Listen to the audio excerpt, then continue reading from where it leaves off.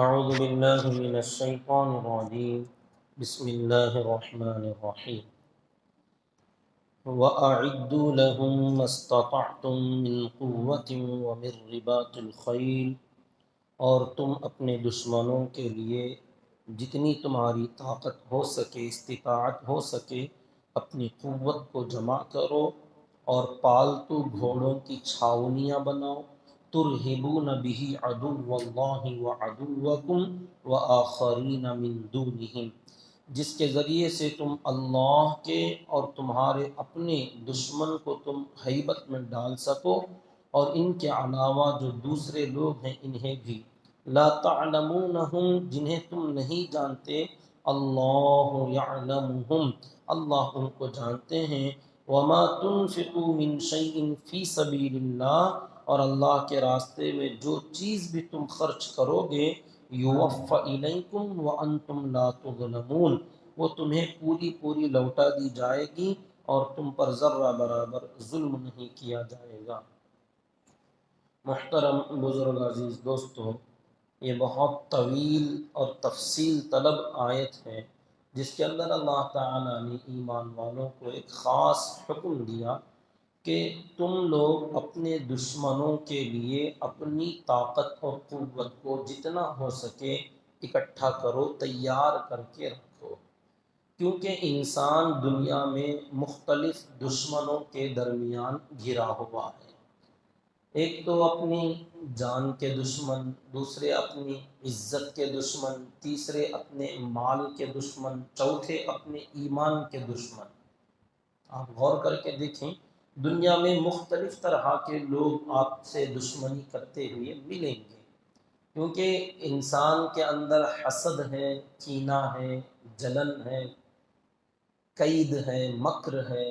یہ وہ صفت ہے جس کی وجہ سے آدمی ایک دوسرے سے جلنے لگتا ہے اور دشمنی پر آمادہ ہو ہی جاتا ہے۔ اور دشمنی کرنے والا دشمن اپنی دشمنی مختلف طریقوں سے نکالتا ہے، کبھی آپ پر جان لیوا حملے کے ذریعے سے، کبھی آپ کو کچھ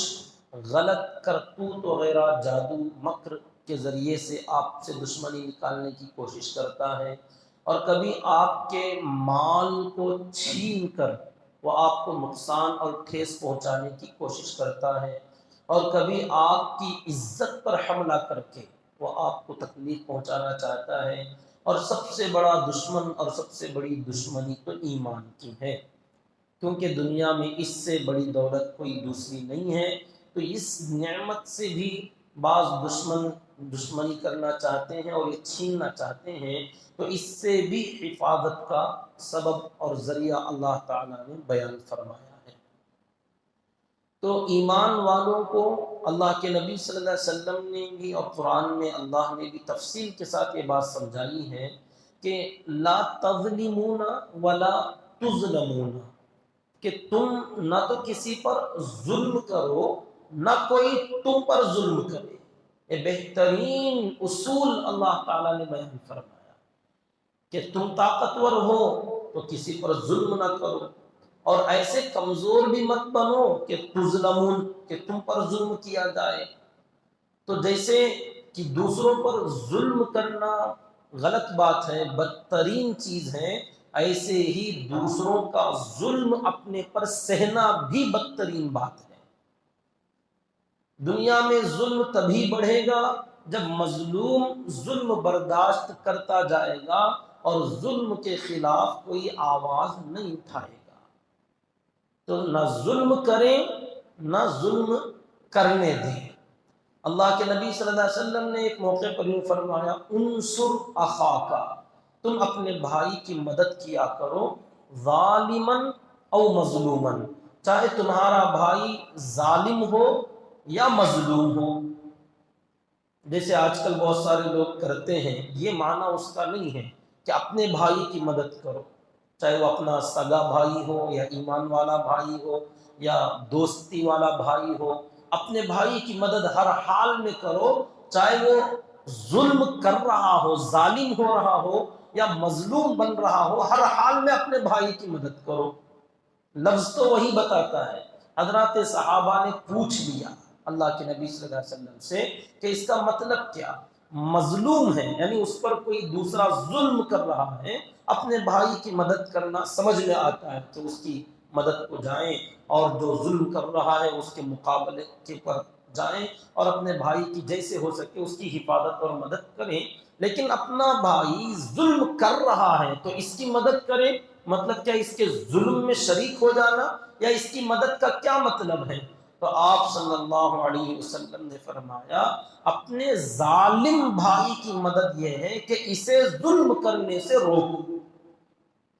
مظلوم کی مدد کرو، اور ظالم کو ظلم سے روکنا بھی اس کی ہی مدد ہے، ورنہ یہ ظالم ظلم کرتا رہتا اور آخر کار اللہ کے عذاب میں پکڑا جاتا۔ تو اسے ظلم سے روکنا اسی کی مدد ہے، مظلوم کی بھی مدد اور ظالم کی بھی مدد ہے کہ بھئی ظلم نہ کر، اپنے طاقت کے نشے میں، اپنے کرسی کے نشے میں، اپنی عہدے کے نشے میں، یا اپنی طاقت کے نشے میں، اپنی جتھے کے نشے میں آ کر کمزوروں پر ظلم نہ ڈھا۔ تو یہ ظالم اور مظلوم ہر حال میں دونوں کی مدد کرنا، مظلوم کی مدد کر کے اور ظالم کو ظلم سے روک کر کے، کیونکہ ظلم کرنا اچھی چیز نہیں ہے۔ تو قرآن مجید میں بھی اور اللہ کے نبی صلی اللہ علیہ وسلم نے بھی دونوں چیزوں کے بارے میں فرمایا۔ تو اب کوئی ہم پر ظلم کرتا ہے، طرح طرح کے مختلف طریقے کے مظالم ہوتے ہیں۔ مثلا آپ اپنا مال، پیسہ اکٹھا کر کے بینک لے جا رہے ہیں، یا بینک سے نکال کر لا رہے ہیں، یا آپ اپنے دیرینہ خواہش، بہت دنوں کی تمنا کے بعد ایک مکان بنانے کے لیے آپ نے مال جمع کر کے رکھا تھا، یا بچے بچیوں کی شادیوں کے لیے آپ نے اکٹھا کر کے رکھا تھا، اپنی زندگی کی جمع پونجی ایک ساتھ آپ لے کر آ رہے ہیں، کسی دشمن کی نگاہ پڑی اس پر اور وہ آپ پر حملہ کر کے آپ کا وہ مال لوٹنا چاہتا ہے، چھیننا چاہتا ہے۔ اب آپ کہیں اللہ جو چاہے گا وہ ہوگا، لے جاؤ بھی۔ فرمایا نہیں، یہ اتنی بزدلی، اتنی کم ہمتی ایک ایمان والے کی، جیسے ایمان کی حفاظت ضروری ویسے اپنی عزت کی حفاظت اور اپنے مال کی حفاظت اور اپنے جان کی حفاظت بھی ضروری ہے، اور ان چیزوں کی حفاظت کرتے ہوئے اگر مر بھی جائے تو یہ بھی حقیقی شہید ہوگا۔ اپنا مال ہے، مال کی حفاظت کرتے ہوئے اگر کوئی آدمی مار دیا جائے تو یہ بھی ایسا ہی شہید ہے جیسے دین کی حفاظت میں مارا جائے تو شہید ہوتا ہے۔ لوگوں نے اس کو سمجھا نہیں ہے، غلط مفہوم سمجھ لیا۔ شہید جیسے ایمان بھی اللہ کی ایک نعمت ہے، تو کیا یہ ایمان اگر ہمیں جان نہ ہوتی، ہماری روح نہ ہوتی تو ایمان مل جاتا؟ یہ جان بھی اللہ کی بہت بڑی نعمت ہے، اور اللہ کی نعمت کی حفاظت کرنا چاہیے، اور عزت کے بغیر آدمی دنیا میں جی ہی نہیں سکتا۔ عزت بھی اللہ تعالیٰ کی بہت بڑی نعمت ہے، سب سے بڑی نعمت ایمان، لیکن کیا یہ بھی کم نعمتیں ہیں کہ کسی کی عزت ہی نہ رہے؟ بہت بڑی دولت ہے کہ آدمی کو چند لوگوں کے درمیان عزت کا مل جانا، تو اپنی اس عزت کی حفاظت بھی کرنی چاہیے۔ حضرت امام بخاری رحمۃ اللہ علیہ کا ایک مشہور واقعہ شاید آپ نے سن رکھا ہو کہ ایک مرتبہ حضرت کشتی کا سفر فرما رہے تھے امام بخاری رحمۃ اللہ علیہ، ان کے ساتھ 40 اشرفیوں کی ایک تھیلی تھی، اپنے سامان کے اندر رکھ لیا تھا۔ کشتی میں جو کئی دنوں کے اسفار ہوتے تھے، لوگ مہینے مہینے کشتی میں رہ جاتے تھے سفر کرتے ہوئے، تو ایک آدمی حضرت کو دیکھا اور وہ ان سے متاثر ہو کر قریب آیا اور خدمت کرنے کے لیے اس نے طلب کیا کہ حضرت میں آپ کی خدمت کرنا چاہتا ہوں، آپ کی صحبت میں رہ کر آپ سے کچھ فیض حاصل کرنا چاہتا ہوں۔ لوگ آتے تھے اسے پہلے کا ٹھیک ہے، لوگ شاگردی کرتے تھے، احادیث سیکھتے تھے۔ امام بخاری رحمۃ اللہ علیہ بہت بڑے محدث، متقی، پرہیزگار، اللہ تعالیٰ نے اس امت میں ان کو چن لیا تھا ایک بڑے کام کے لیے، تو انہوں نے اجازت دی۔ اب وہ آدمی حضرت کی خدمت میں رہتا، کشتی کے اندر ہی پیر دبانا یا کبھی کوئی جو خدمت ہوتی وضو وغیرہ کے لیے انتظام کرنا، وہ اس کی اپنی خوشی سے کر لیتا تھا، اور کچھ علم کی باتیں سیکھنا، وقت جب بھی فارغ ہوتا تو سیکھنا سکھانے میں مشغول ہونا، اور ایسے چھوٹا سا مختصر سا سامان تھا، تو وہ سامان ادھر ادھر کرتے ہوئے درمیان میں وہ تھیلی نظر آ گئی، تو اس نے پوچھ لیا کہ حضرت تھیلی؟ کہا ہاں وہ اشرفیاں ہیں۔ کتنے؟ 40۔ ایک پوری تفصیل اس نے معلوم کر لی۔ اب چند دن کے بعد اس نے ایک پلان بنایا۔ دھوکہ آدمی کو مال جو ہے کبھی بھی اس کا دل پلٹ سکتا ہے، چاہے وہ دیندار ہو یا بے دین ہو، مسجد میں ہو یا بازار میں ہو۔ ہاں متقی پرہیزگار، اللہ جس بندے کو تقوی کی توفیق دے دیں، وہ جہاں کہیں بھی رہے گا وہ حفاظت اللہ اس کی فرمائیں گے۔ لیکن حالات آدمی کو بدلتے ہیں، بدل دیتے ہیں، تو اس نے فوراً اپنی نیت بدلی، جو خادم تھا اس نے، اور ایک دم زور زور سے چیخنا، رونا، چلانا شروع کر دیا۔ لوگوں نے پوچھا کیا ہوا؟ تو اس نے کہا میرا مال چوری ہو گیا، میرا مال پتہ نہیں کہاں گر گیا یا کسی نے چرا لیا۔ کیا تھا تیرا مال؟ کہا میرے وہ تھیلی کے اندر، بیگ کے اندر اشرفیوں کی تھیلی تھی میری۔ کتنے اشرفی تھے؟ 40۔ کیسی تھی تھیلی؟ اب وہ جو رنگ اس نے تھیلی کا دیکھا تھا، ہو بہو وہی رنگ بتا دیا کہ فلاں رنگ کی تھیلی تھی، جو امام بخاری کے سامان میں تھا وہ اس نے اپنی بتانا شروع کر دیا کہ میرے پاس اتنے اشرفیاں تھے، ایسی تھیلی کے اندر تھے، میں نے ایسے باندھ رکھا تھا، اور اتنی موٹی تھیلی ہیں۔ تمام ڈیٹیلز تفصیل لوگوں کو بتانے لگا، پتہ نہیں کس نے چرا لیا، کہاں چلی گئی۔ اب سب لوگ کشتی میں جتنے تھے جمع ہوئے، اب انہی میں سے کوئی چور ہوگا اگر حقیقت میں چوری ہوئی ہے۔ تو اب کشتی کے ملاح نے، ذمہ دار نے، اس نے کہا بھائی اپنے اپنے سامان سامنے حاضر کرو، سب کی تلاشی لی جائے گی کہ اس نے جو بتایا اس طرح کا اگر کسی کے پاس وہ سامان نکلا تو وہ چور ہوگا۔ اب سامان کی تلاشی لی جانے لگی، ایک کے بعد ایک، ایک کے بعد ایک، یہ انتظار کرتا رہا کہ یہ تھیلی کس کے پاس ہے معلوم۔ اب امام بخاری رحمۃ اللہ علیہ نے اپنا تھیلا آگے کیا تو اس کے اندر سارا سامان ڈھونڈا گیا تو وہ تھیلی کہیں ملی۔ آدمی خود پریشان، کہہ رہے کہاں گئی، تھوڑا اور ایک بار ڈھونڈو۔ اب دیکھا تو کہیں پتہ نہیں چلا، پوری کشتی میں ہر جگہ ڈھونڈ لیا گیا تو کہیں پر بھی اس کا نام و نشان ہی نہیں تھا۔ تو لوگوں نے اسی کو جھوٹا ثابت کیا اور ملامت کیا کہ نالائق جھوٹ بولتا، اگر ہوتی تو ملنا چاہیے پوری کشتی میں۔ اب وہ پہلے کی طرح، آج کل کی طرح کی کشتیاں نہیں کہ بہت لمبی چوڑی ہوں، مختصر سی کشتیاں ہوتی تھیں، تو اب کہیں نہیں ملا، تو لوگوں نے اس کو ڈانٹ ڈپٹ کر خاموش کرا دیا۔ تو اب بات گزر گئی، 2-4 دن کے بعد یہ پھر آیا اور آ کر امام بخاری رحمۃ اللہ علیہ سے کہنے لگا کہ حضرت وہ آپ کے پاس جو اشرفیاں تھیں وہ لینے کا میں نے بڑا پلان کیا، کوشش کی، مگر وہ کہیں نہیں ملی، وہ کیا کیا آپ نے؟ تو کہا جیسے ہی تو نے چیخنا چلانا شروع کیا اور وہ اشرفیوں کی تھیلی، کلر جیسے ہی تو نے بتانا شروع کیا، میں نے وہ نکالا اور پانی میں ڈال دیا۔ 40 اشرفیاں؟ ہاں، عزت 40 اشرفیوں سے بڑی ہوتی ہے۔ اگر وہ میرے پاس مل جاتے تو پورے مجمع میں مجھے چور سمجھ لیا جاتا، تو میں نے اپنی عزت بچانے کے لیے اس کو پانی میں ڈال دیا۔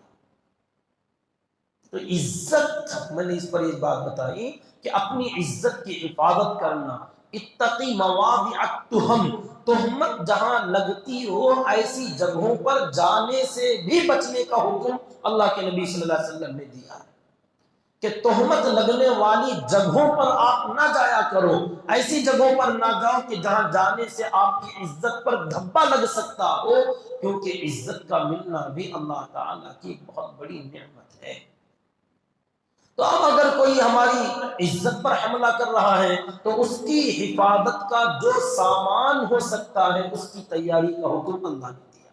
کہ تم وہ تیاری کرو، اپنی عزت اور عصمت کی حفاظت۔ یعنی ایسے مواقع پر آدمی اپنی زبان کا بہترین استعمال، دلائل کا استعمال، عقل کا استعمال کر سکتا ہے۔ جہاں کوئی الزام لگا رہا ہو ہم پر، کوئی ناکردہ گناہ کو ہم پر منسوخ کر رہا ہو، تھوپ رہا ہو ہم پر، اور ہم بے گناہ ہیں،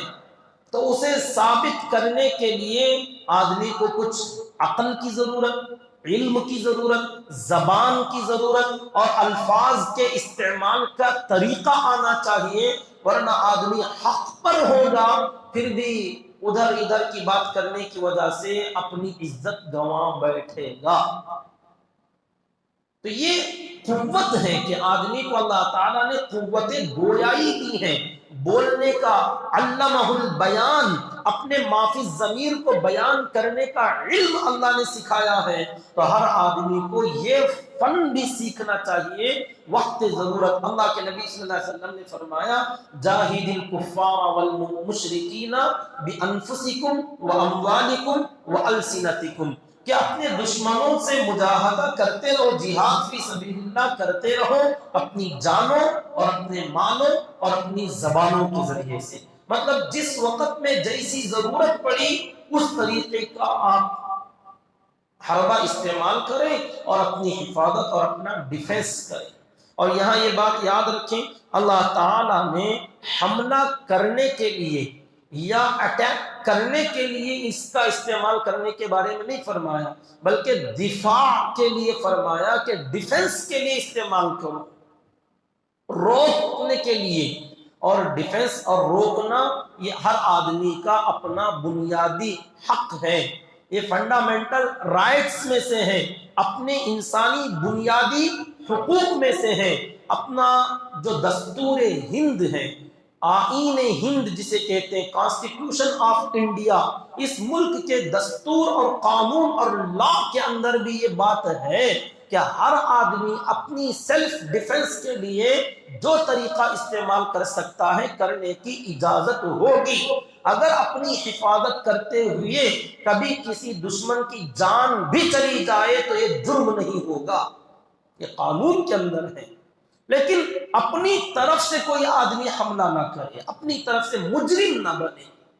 ہاں، مظلوم اگر ہے تو مظلوم ڈیفنس کے اندر جہاں تک ہو سکے اپنی حفاظت کر سکتا ہے۔ اگر کبھی اپنی جان پر بات بن آئی تو پھر آگے والے کی جان پر بھی ہم حملہ کر سکتے ہیں۔ یہ انسانی حقوق میں سے ہے اور یہ شریعت کے حقوق میں سے ہے، کوئی غلط بات نہیں، اس کا اور اس کا کوئی ٹکراؤ نہیں ہے۔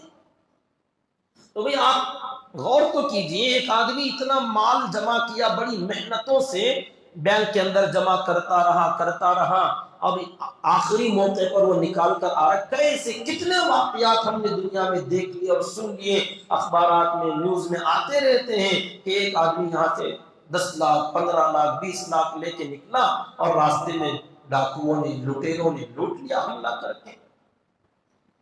اب ایک آدمی اتنی حفاظتی تدبیر کرتا ہو، اتنی حفاظت اور سیلف ڈیفنس جانتا ہو کہ اگر ایسا موقع پڑا تو 2-4 آدمیوں سے اپنی جان اور اپنا مال بچا سکتا ہو تو بچا لینا چاہیے، یہ فرض ہے،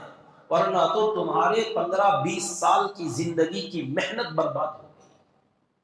پوری زندگی روتے بیٹھو گے کہ ہم نے جو کمایا چلا گیا، ہم فقیر ہو گئے، روڈ پر آ گئے، کنگال ہو گئے۔ تو اللہ تعالیٰ نے فرمایا تمہیں کس چیز نے عاجز کیا تھا، کس چیز نے تمہیں اتنا مجبور بنایا تھا کہ تم اتنے کمزور بن جاؤ۔ تو ایسے ہی اپنی عزتوں اور عصمتوں میں سے عورتیں ہیں، لڑکیاں ہیں، انہیں بھی چاہیے کہ آج کل کے زمانے کے حساب سے ہر لڑکی کو، اپنی ہر بچی کو ایسا مضبوط بنایا جائے، ایسی ڈیفنس کی طاقت اور صلاحیت پیدا کیا جائے کہ جہاں کہیں بدتینت اور بدخو بدباطن لوگ، اگر کبھی ان سے اللہ نہ کرے کبھی ایسا موقع آئے، لیکن حالات ہوتے ہیں، اگر کبھی کبھار ایسا موقع آ گیا تو ہماری بچی بھی اتنی کمزور نہ ہو بلکہ ایسے 2-4 بدماشوں کو چھٹی کا دودھ یاد دلا دے، ایسی صلاحیت پیدا کرنا یہ اللہ کا حکم ہے۔ وقت ضرورت وَأَعِدُّوا لَهُم مَّا اسْتَطَعْتُم مِّن قُوَّةٍ، جتنی تمہاری استطاعت ہو اپنی قوت کو تیار کر کے رکھو۔ اور خاص کر اپنے نوجوانوں اور بچوں کے لیے یہ تعلیم دینا ضروری ہے کہ حفظان صحت، اپنی صحت کی حفاظت۔ کل میں نے ورزش کے بارے میں بتایا تھا، ورزش سے زیادہ اہم ہے، طاقت جمع کرنے سے زیادہ اہم ہے جو طاقت اللہ نے نیچرلی طور پر، قدرتی طور پر، فطری طور پر اللہ نے جو قوت ہر انسان کو دی ہے، اس قوت کی حفاظت کی جائے۔ علاج کرنے سے بھی بہت بہتر ہوتی ہے پرہیز کرنا۔ دوائیاں، علاج، معالجے کی چیزیں کھانا یہ سیکنڈری، یہ دوسری چیز، اس سے بڑی بات ہوتی ہے خود اپنی صحت کی حفاظت میں پرہیز کا اختیار کرنا۔ آدمی پرہیز نہ کرے اور 100 قسم کی دوائیاں کھاتا رہے، کوئی علاج نہ ہوگا۔ تو علاج کرے یا نہ کرے، کم از کم پرہیز کرے تو آدھی بیماری کا علاج ہو ہی جائے گا۔ تو اب پرہیز میں کیا چیز ہے؟ آج کل کے جو کھانے کی چیزیں ہیں یہ پہلے ہی سے دوائیوں سے ملی ہوئی اور میڈیسن سے متاثر اور طرح طرح کی کمزوریوں کو لی ہوئی غذائیں آتی ہیں۔ اب اس میں سے نت نئے طریقے، ایسے پکوان اور ایسے فوڈ اور فاسٹ فوڈ ایسے شوقین بنا دیا گیا ہمارے نوجوانوں کو، اور اس کے علاوہ کریلا نیم چڑھا، کھانے پینے کی چیزوں کے علاوہ فالتو اور بیکار کی خواہشیں، کھان پان، آدمی تھوکنے میں اپنی صلاحیتوں اور اپنے مال کا بہت بڑا حصہ تباہ اور برباد کر لیتے ہیں، کہ اپنے پھیپھڑے خراب کر رہے ہیں، اپنی کڈنیاں خراب کر رہے ہیں، اور اپنے دل گردے خراب کر رہے ہیں، کہ خواہ مخواہ اسٹائل، شوقیہ، ایک تو کمائی ویسے ہی نہیں، بھکاری، ماں باپ کے مال پر بوجھ بن کر جی رہے ہیں، اور دوستوں میں شوق ایسے، کمائی 5 پیسے کی نہیں اور روزانہ 50 روپے 100 روپے کا خرچ فضول، بیڑی میں، سگریٹ میں، شوق، کوئی فائدہ ہے ہی نہیں۔ لا تلقوا بأیدیکم الی التہلکہ، اپنے ہاتھوں کو ہلاکت میں نہ ڈالو، خواہ مخواہ اپنے آپ کو تباہ کرتے ہو، کہ تم اسموک کر کر کے، دھواں پی پی کے اپنے آپ کو موت کے منہ کے اندر لے جا رہے ہو، اور موت سے اگر بچ بھی گئے تھوڑا بہت تو تم اپنے آپ کو ویک اور کمزور تو کر ہی دو گے۔ کہ یہ دھواں کی وجہ سے آدمی کے پھیپھڑے خراب ہو جاتے ہیں۔ تھوڑی بہت محنت کا کام، بھاگ دوڑ کا کام آپ نہیں کر پاؤ گے، آپ کے اندر کا سٹامینا ختم ہو جائے گا، مضبوطی چلی جائے گی۔ تو ان چیزوں کا پرہیز اپنی اولاد کو تاکید کے ساتھ سکھائیں، کہ اس میں آپ کو کوئی فائدہ ہونے والا نہیں ہے کہ آپ گٹکا استعمال کریں اور آپ نشہ آور چیزیں استعمال کریں، جس کی وجہ سے آپ اپنی باڈی کو ویک کرو، کمزور کر بیٹھو، اور ایسا کبھی موقع پڑ جائے تو ابھی میدان میں جانے سے پہلے آپ یہیں پر بستر پہ کانپنے لگ جاؤ۔ اتنی بزدلی، اتنی کم ہمتی۔ جب آدمی اندر سے سٹرانگ نہ ہونا تو حالات کی صرف خبر سنتے ہی ڈر شروع ہو جاتا ہے۔ تو صحت بنانا بعد میں ہے، جو صحت اللہ نے دی ہے اس صحت کی حفاظت کرنا پہلی بات ہے۔ تو کھانے پینے میں طاقتور غذاؤں کا استعمال، اچھی چیزوں کا،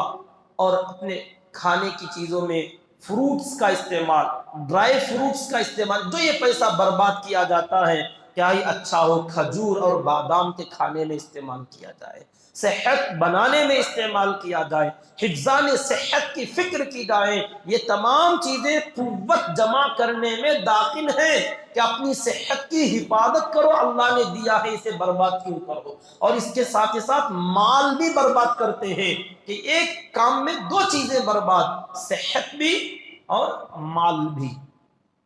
اور جب صحت اچھی ہے ماشاءاللہ تو اس کے ساتھ اللہ تعالیٰ نے فرمایا قوت، سیلف ڈیفنس کے لیے آج کے زمانے میں کراٹے اپنے بچوں کو سکھایا جائے، اور کراٹوں کے اندر جو سکھایا جاتا ہے، اٹیک بعد میں سب سے پہلے ڈیفنس سکھایا جاتا ہے، بلاک کرنا سکھایا جاتا ہے، کہ اگر کوئی ہم پر حملہ کرے، ہاتھ کا حملہ ہو تو کیسے روکیں، پیر سے حملہ ہو تو کیسے روکیں، چاقو اور ہتھیار کا حملہ ہو تو کیسے روکیں۔ تو روکنا اور ڈیفنس کرنا اور ظالم کے ظلم سے اپنے آپ کو کیسے بچانا، یہ سب سے اہم گر اور ٹیکنکس سکھائے جاتے ہیں۔ اور یہ ٹیکنکس اپنے نوجوانوں کو اور اپنے بلکہ ہر آدمی کو سیکھنے کی ضرورت۔ اللہ تعالیٰ نے اس کا حکم دیا وَأَعِدُّوا لَهُم مَّا اسْتَطَعْتُم مِّن قُوَّةٍ، اپنے دشمنوں سے حفاظت کے لیے تمہاری جتنی استطاعت ہو سکے۔ یہ نہیں فرمایا کہ دشمن کے پاس جیسی قوت ہے ویسی قوت، اس کے پاس جو ہتھیار ہے وہ ہتھیار تم بھی لے لو، بلکہ فرمایا مستطعتم، جتنا تم ہو سکتا ہے اتنا کر لو، بس کافی ہے۔ یہ بہترین پوری دنیا کے لیے، ہر آدمی اگر اسے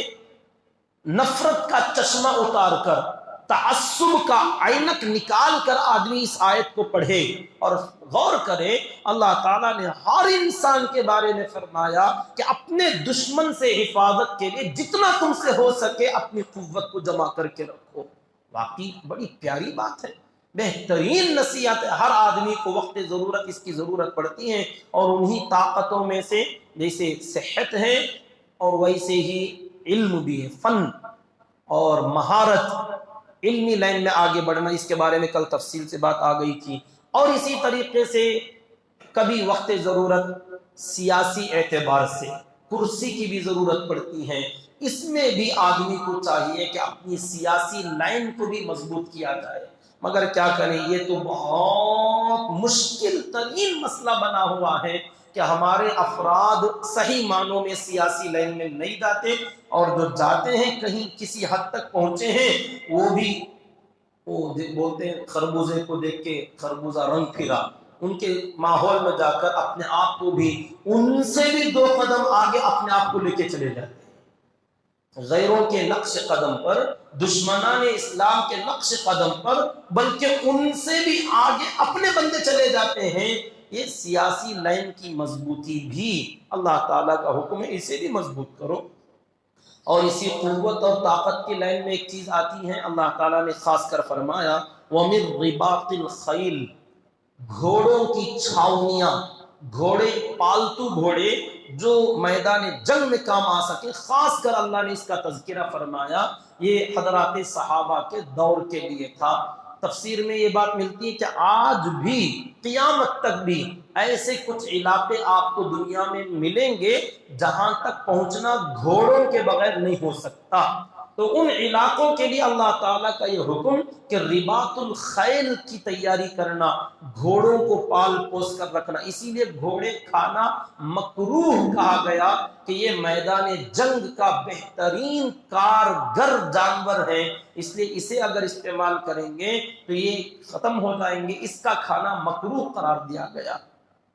اور اللہ کے نبی صلی اللہ علیہ وسلم نے فرمایا اللہ تعالیٰ نے گھوڑوں کی پیشانی میں برکت کو رکھ دیا ہے، خیر ہے، برکت ہے، تو بہرحال اللہ تعالیٰ نے اس کا خاص حکم دیا۔ اب آگے دیکھیں ترہبون بہ عدو اللہ وعدوکم، کہ یہ طاقت جمع کرنے کا مطلب کیا تھا؟ لوگ یہی سوچیں گے کہ دشمنوں کے مقابلے میں قوت اور طاقت کو جمع کرو، کیوں؟ تاکہ تم انہیں مارو۔ فرمایا نہیں، مارنے کے لیے نہیں کہا، اگر ہوتا تو قتال کا لفظ آتا۔ اللہ نے فرمایا ترہبون بہ، اپنی قوت کے ذریعے سے اپنے دشمنوں کو ہیبت میں ڈال سکو۔ قتل کرنا، ختم کرنا مقصد نہیں ہے، بس ان کے اوپر ایک رعب پڑے۔ اب کبھی اکیلا آدمی ہی ہو، ماشاءاللہ ہٹا کٹا، لمبا اونچا، اور اس کے مسلز کٹس ایسے بہترین ہیں، ایک آدمی اگر اس سے کچھ چھیننے کا ارادہ بھی رکھتا ہو تو اس کی باڈی کو دیکھ کر تھوڑا 2-4 فٹ پیچھے چلا جائے گا، ارے اس سے ٹکر لینا اپنا نقصان کرنا ہے، اس سے کون لڑے گا؟ ہاں، اسی کے سامنے کوئی آدمی ہلکا پھلکا دبلا پتلا اگر نظر آئے، اسی لیے اللہ کے نبی صلی اللہ علیہ وسلم نے فرمایا، اب یہ دیکھیے جسم تو اللہ کا دیا ہوا، اس میں ہماری کوئی طاقت، اپنی کوئی مرضی نہیں ہے، اللہ نے جس کو جو دینا چاہا وہ دے دیا ہے، لیکن اللہ کے نبی صلی اللہ علیہ وسلم نے اسی لیے فرمایا المؤمن القوی خیر من المؤمن الضعیف وفی کل خیر، ہر ایک میں ویسے تو خیر اور بھلائی تو ہے ہی، لیکن مؤمن قوی اللہ تعالیٰ کو ضعیف کے مقابلے میں اچھا لگتا ہے۔ کیونکہ آپ یہاں دیکھیے بہت ساری چیزوں میں اگر ایسے کچھ ہٹے کٹے نوجوان سامنے آ جائیں تو دشمن کی ہمتیں ویسے ہی پست ہو جائیں گی ان کو دیکھ کر، اور کمزور سامنے آئے تو ادھر کا کتا بھی شیر ہو جاتا ہے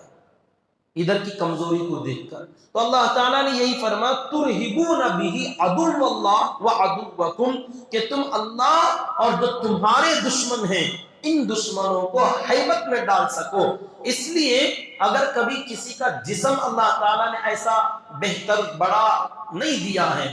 تو بھی آدمی کو اپنی طرف سے اللہ نے یہی فرمایا تم چھوٹے ہی کیوں نہ ہو، دبلے پتلے ہی کیوں نہ ہو، لیکن بناوٹی طور پر اپنے آپ کو تھوڑا ایسا پیش کرو کہ تم بہت چست ہو،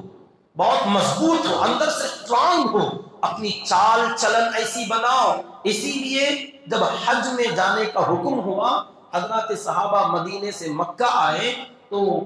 کفار مکہ یہی سمجھ رہے تھے کہ مدینے کی آب و ہوا اچھی نہیں ہے، وہاں جانے کے بعد ان کے باڈیز کمزور پڑ گئے ہیں، ایک مسلمان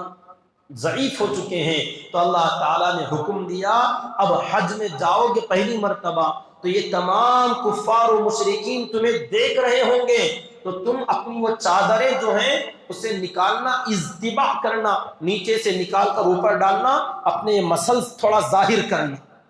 حج میں جو دکھایا جاتا نا مرد حضرات یہ جو اپنا کندھا ننگا رکھتے ہیں، یہ یہی حکم ہے اللہ تعالیٰ کا، کمزور ہے ظاہر مت کرنا، تھوڑا اپنے مسلز ظاہر کرو، اس کو یوں ڈالو اور ایک طرف کا حصہ دکھاؤ، اور سامنے والے جب دیکھیں تو ان کے سامنے چال بھی مرتنگڑی چال مت چلنا، حج میں گئے اللہ کی عبادت ہو رہی ہے، پہلوانوں کی چال چلنا۔ اب حج میں جو طواف کیا جاتا ہے یہ سکھایا جاتا ہے کہ طواف جو کرو گے چھوٹے چھوٹے قدم رکھنا، پہلوانوں کی چال چلنا، سینہ تنا ہوا ہو اور آپ کی باڈی فٹ ہو اور آپ پہلوانوں کی طرح چل رہے ہو تاکہ دیکھنے والوں پر ہیبت پڑے۔ اب جو موٹے تازے لمبے تگڑے لوگ ہیں ان کو تو ویسے بھی ان کا روپ پڑتا ہے، جو دبلے پتلے لوگ ہیں ان کے لیے بھی کہ تم کم از کم اس طریقے سے اپنی چال چلن ٹھیک کرو کہ دشمن کو تمہاری چال چلن سے ہی ہیبت ہو۔ کہاں سمجھائیں، کس طریقے سے یہ باتیں بتائیں کہ آدمی اپنی طاقت اپنی قوت اللہ تعالیٰ نے جس بندے کو جو دیا ہے اس کا استعمال کرنے کا ہنر آنا چاہیے۔ ترہبون بہ عدو اللہ وعدوکم وآخرین من دونہم، اصل میں اللہ تعالیٰ نے صحابہ سے فرمایا کہ یہ جو تمہارے اب فی الحال کے دشمن ہیں ان لوگوں پر روک پڑے جو کفار مکہ اور یہود مدینہ ہیں، وآخرین من دونہم، اور ان کے علاوہ بھی جو دوسرے تمہارے دشمن آگے ہیں آنے والے ان پر بھی روب یہیں سے پڑے۔ سیرت اٹھا کر دیکھیے کہ رستم پہلوان حضرت خالد بن ولید رضی اللہ تعالی عنہ کا صرف نام سن سن کے پتلا ہو گیا تھا۔ یہ خالد بن ولید ہے کون بندہ یہ کہ کہتے ہیں کسی بھی میدان میں آیا وہ میدان فتح، کسی بھی علاقے میں گیا وہ علاقہ فتح۔ خالد بن ولید سپہ سالار تھا اس کا اور اس نے فتح کر لیا۔ یہ سنتے سنتے سنتے سنتے جب خالد بن ولید رضی اللہ عنہ کا دستہ رستم کے سامنے گیا تو بادشاہ نے رستم سے کہا کہ اس کا ٹکر تم لوگے، تو رستم بہانے کرنے لگا اور کہا بادشاہ جہاں پر نا آپ کی حفاظت بہت ضروری، میں آپ کی حفاظت میں رہ جاؤں گا، میدان میں کسی دوسرے کو بھیجیے، کیونکہ اسے حضرت خالد بن ولید رضی اللہ تعالیٰ کا روب کھائے جا رہا تھا۔ تو اللہ تعالیٰ نے فرمایا دوسروں پر تم اپنا روب جو جانتے نہیں ہو تم انہیں ان پر تمہارا اثر پڑے گا، تو یہ تم یہاں کرو گے لیکن اس کا اثر بہت دور تک جائے گا۔ اللہ نے فرمایا لا تعلمونہم، قیصر و کسریٰ حضرات صحابہ جانتے بھی نہیں تھے وہ کون لوگ ہیں۔ اللہ نے فرمایا اللہ یعلمہم، اللہ ان کو جانتا، ان کا بھی نمبر آئے گا، تو تم ان کے لیے ابھی سے یہاں تیاری کر کے رکھو۔ اور آگے کی ایک اور طاقت کے بارے میں اللہ نے فرمایا ہے، انشاءاللہ اگر زندگی باقی رہی کل عرض کر لیں گے۔ اللہ تعالیٰ سے دعا کریں کہ اللہ رب العزت ہم تمام کو قرآن مجید پڑھنے کی توفیق عطا فرمائے، اس کے مطابق اپنے ایمان اعمال و اخلاق کو درست کرنے کی اللہ توفیق عطا فرمائے، آمین۔ سبحان اللہ و بحمدہ، سبحان اللہ و بحمدہ۔